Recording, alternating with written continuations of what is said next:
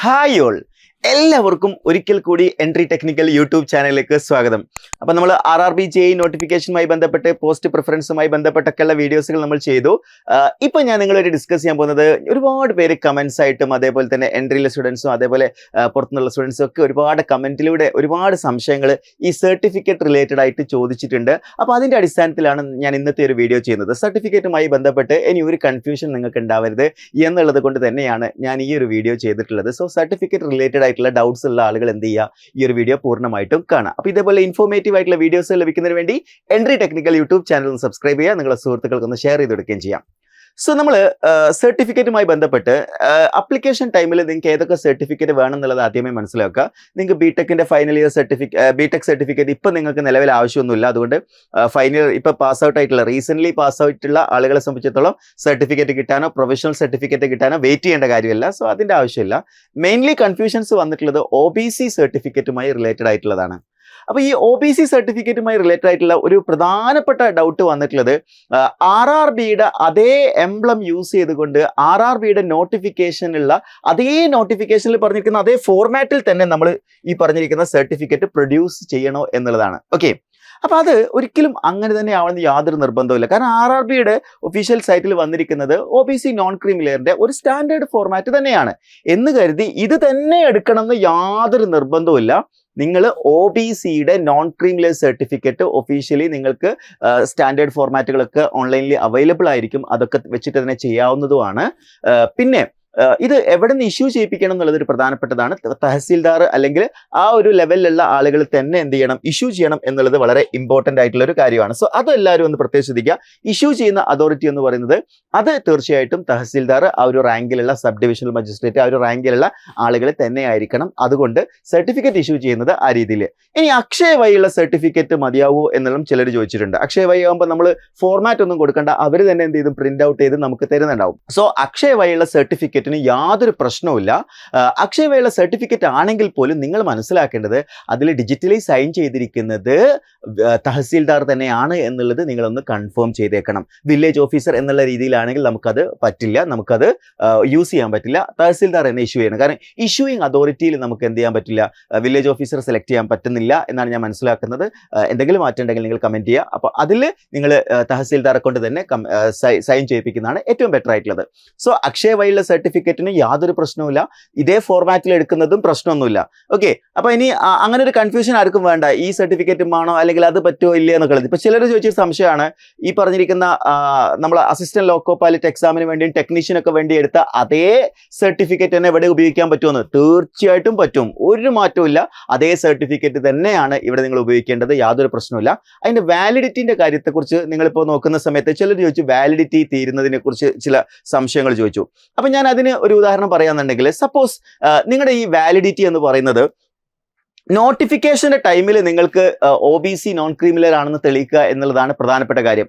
അതിനുശേഷമുള്ളത് പ്രശ്നമൊന്നുമില്ല. ഉദാഹരണത്തിന് നമുക്കറിയാം ഓഗസ്റ്റ് 30 വരെയാണ് നമ്മുടെ ഈ ഒരു എന്താ പറയുക RRB JEEയുടെ അപ്ലിക്കേഷൻ ടൈം എന്ന് പറയുന്നത്. ആ 30-നുള്ളിൽ നിങ്ങൾ തയ്യാറാക്കിയിട്ടുള്ള 30-നുള്ളിൽ റീസെൻ്റ് ആയിട്ട് നിങ്ങൾ തയ്യാറാക്കിയിട്ടുള്ള ഈ ഒരു OBC നോൺ ക്രീമിലെയർ സർട്ടിഫിക്കറ്റ് ഉണ്ടെങ്കിൽ അത് മതി. ഇൻ കേസ് നിങ്ങളിപ്പോൾ പ്രൊഡ്യൂസ് ചെയ്ത സർട്ടിഫിക്കറ്റിൻ്റെ വാലിഡിറ്റി ജാനുവരിയിൽ തീരുമെന്ന് വിചാരിക്കാം. ഓക്കെ, ജാനുവരിയിൽ നിങ്ങളുടെ സർട്ടിഫിക്കറ്റിൻ്റെ വാലിഡിറ്റി കഴിഞ്ഞു എന്ന് വിചാരിക്കുക. ഒരു വർഷത്തെ വാലിഡിറ്റി ഉള്ള OBC നോൺ ക്രീമിലെയറിൻ്റെ വാലിഡിറ്റി ജാനുവരിയിൽ തീർന്നു എന്ന് വിചാരിക്കുക.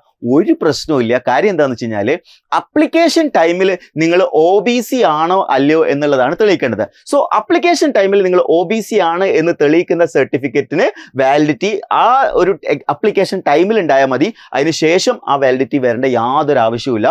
സോ ജാനുവരിയിൽ എക്സ്പയർഡ് ആയി കഴിഞ്ഞാലും ഈ സർട്ടിഫിക്കറ്റ് അപ്ലിക്കേഷൻ ടൈമിലുള്ളതായതുകൊണ്ട് തന്നെ നിങ്ങൾക്ക് യൂസ് ചെയ്യാവുന്നതാണ്. ഇനി കുറേ മുന്നുള്ള സർട്ടിഫിക്കറ്റ്, 2 വർഷം മുന്നുള്ള OBC നോൺ ക്രീമിലെയറിന്റെ സർട്ടിഫിക്കറ്റ് നിങ്ങളുടെ കയ്യിലുണ്ടായതുകൊണ്ട് ഒരു കാര്യമില്ല. വാലിഡ് ആയിട്ടുള്ള ഒരു സർട്ടിഫിക്കറ്റ് അപ്ലിക്കേഷൻ ടൈമിൽ വേണം. അതായത് ഇപ്പോഴത്തെ വാലിഡിറ്റി കഴിഞ്ഞു പോവാത്ത, അതായത് അപ്ലിക്കേഷൻ ടൈമിൽ വാലിഡിറ്റി കഴിഞ്ഞു പോയത് കേട്ടോ, അത് ശ്രദ്ധിക്കണം. ഇപ്പോൾ ഒരു 2 മാസം മുന്നേ വാലിഡിറ്റി കഴിഞ്ഞു പോയൊരു സർട്ടിഫിക്കറ്റ് നിങ്ങളുടെ കയ്യിലെന്ന് വിചാരിക്കുക, അപ്ലൈ ചെയ്യാൻ പറ്റില്ല. അതായത് വാലിഡിറ്റി ഈ ഓഗസ്റ്റിന് 30 ശേഷം എപ്പോൾ കഴിഞ്ഞാലും പ്രശ്നമൊന്നുമില്ല. അത് വാലിഡിറ്റി കഴിഞ്ഞ ആ സർട്ടിഫിക്കറ്റ് ആയാലും നമുക്ക് എന്ത് ചെയ്യാം, അപ്ലിക്കേഷൻ്റെ വെരിഫിക്കേഷൻ ടൈമിൽ യാതൊരു തരത്തിലുള്ള ഇഷ്യൂസും വരാൻ സാധ്യതയില്ല. സോ സർട്ടിഫിക്കറ്റ് റിലേറ്റഡ് ആയിട്ട് വരുന്ന പ്രധാനപ്പെട്ട സംശയങ്ങളാണ് ഞാനിപ്പോൾ ക്ലിയർ ചെയ്തിട്ടുള്ളത്. അപ്പോൾ ഞാൻ ഒന്നുകൂടി ഒന്ന് സമ്മറൈസ് ചെയ്യാണ് ഈ പറഞ്ഞ കാര്യങ്ങൾ. ഒന്ന്, അക്ഷയ വഴിയുള്ള സർട്ടിഫിക്കറ്റും ഈ ഫോർമാറ്റിലുള്ള സർട്ടിഫിക്കറ്റും രണ്ടും ഒരേപോലെ എടുക്കാവുന്നതാണ്. അതിൽ യാതൊരു ഇഷ്യൂസും ഇല്ല. ആകെ നിങ്ങൾ ശ്രദ്ധിക്കേണ്ട പോയിന്റ് എന്ന് പറയുന്നത് തഹസീൽദാർ ആയിരിക്കണം അതിൽ സൈൻ ചെയ്തിരിക്കുന്നത് എന്നുള്ളത് ഒന്ന് എൻഷുർ ചെയ്യുക എന്നുള്ളത് മാത്രമാണ്. വാലിഡിറ്റി ഈ ഡേറ്റിന് ശേഷം ആഗസ്റ്റ് 30 ശേഷം ഇൻവാലിഡ് ആയാലും യാതൊരു പ്രശ്നവുമില്ല. പക്ഷേ നിങ്ങൾ അപ്ലിക്കേഷൻ ടൈമിൽ ഇൻവാലിഡ് ആയിട്ടുള്ള ഒരു സർട്ടിഫിക്കറ്റ് ആണ് ഉപയോഗിക്കുന്നതെങ്കിൽ അത് ശരിയായിട്ടുള്ള രീതിയല്ല, അത് ഒരു പക്ഷേ റിജക്ഷനിലേക്ക് പോകാൻ സാധ്യതയുണ്ട്. പിന്നെ ഇതിനെക്കുറിച്ചൊന്നും കൂടുതൽ ടെൻഷൻ അടിക്കേണ്ട കാര്യമൊന്നുമില്ല കേട്ടോ. ഈ ഡോക്യുമെന്റ് വെരിഫിക്കേഷൻ എന്ന് പറഞ്ഞു കഴിഞ്ഞാൽ നിങ്ങളെ പുറത്താക്കാനുള്ള ഒരു ടെസ്റ്റ് ആണെന്നൊന്നും നിങ്ങൾ വിചാരിക്കരുത്. നിങ്ങളെ എലിമിനേറ്റ് ചെയ്യാൻ വേണ്ടി അവർ ടെസ്റ്റ് നടത്തുന്നത് എവിടെയാണ്? അത് CBT 1 CBT 2 ആണ് അല്ലേ. നിങ്ങളെ എലിമിനേറ്റ് ചെയ്യാനൊന്നും അല്ല ഈ ഡോക്യുമെന്റ് വെരിഫിക്കേഷനും മെഡിക്കൽ ടെസ്റ്റും ഒന്നും നടത്തുന്നത് എന്നുള്ളത് മനസ്സിലാക്കണം നിങ്ങൾ.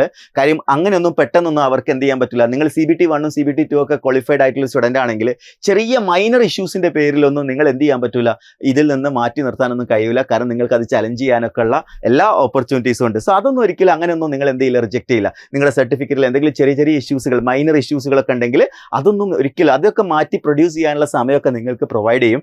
സോ അത്തരത്തിൽ നിങ്ങൾ യാതൊരു തരത്തിലും ടെൻഷൻ അടിക്കേണ്ട കാര്യമില്ല. സോ ഇത്തരത്തിലുള്ള സിലി ആയിട്ടുള്ള കാര്യങ്ങൾ ടെൻഷൻ അടിക്കേണ്ട യാതൊരു കാര്യമില്ല. നിങ്ങളെ സംബന്ധിച്ചിടത്തോളം നിങ്ങൾ ടെൻഷൻ അടിക്കുന്നുണ്ടെങ്കിൽ അല്ലെങ്കിൽ നിങ്ങൾ എന്തെങ്കിലും ചെയ്യാൻ ഉദ്ദേശിക്കുന്നുണ്ടെങ്കിൽ അത് CBT 1 CBT 2 വേണ്ടി പഠിക്കുക എന്നുള്ളതാണ്. സംശയങ്ങളും നിങ്ങളുടെ ഡൗട്ട്സുകളൊക്കെ നിങ്ങൾ വീഡിയോയുടെ താഴെ കമൻറ്റ് ചെയ്യുക. ഞാൻ അതിന് പരമാവധി റിപ്ലൈ നൽകാൻ ശ്രമിക്കാറുണ്ട്. നോട്ടിഫിക്കേഷൻ വന്ന സമയമായതുകൊണ്ട് കുറച്ചധികം തിരക്കിലാണ്.